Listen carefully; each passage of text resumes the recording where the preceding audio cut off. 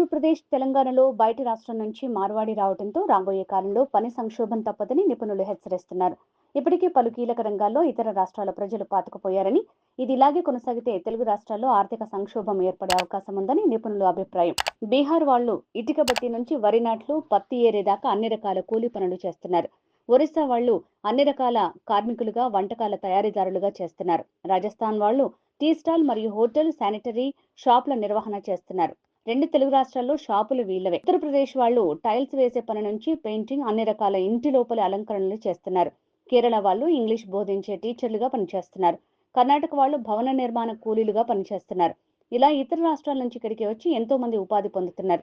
రెండు తెలుగు రాష్ట్రాల వాళ్లు మాత్రం మందు, మాంసం ఎవడు పంచుతాడు, ఎవడు ఎక్కువ డబ్బులు ఇస్తాడు అంటూ పూటకో జెండా చేతిలో పట్టుకుని తెలిసిన పనిని, చేతిలో ఉన్న వృత్తిని వదిలేసి సమయాన్ని వృధా చేస్తూ ఉచితాలకు, వ్యసనాలకు బానిసలై జీవితాలను నాశనం చేసుకుంటున్నారు. ఇదిలాగే కొనసాగితే రాబోయే కాలంలో ఆంధ్రప్రదేశ్ మరియు తెలంగాణ సంపదను ఇతర రాష్ట్రాలు తీసుకుని పోతే మనవాళ్లు దివాలా స్థితికి వస్తారు.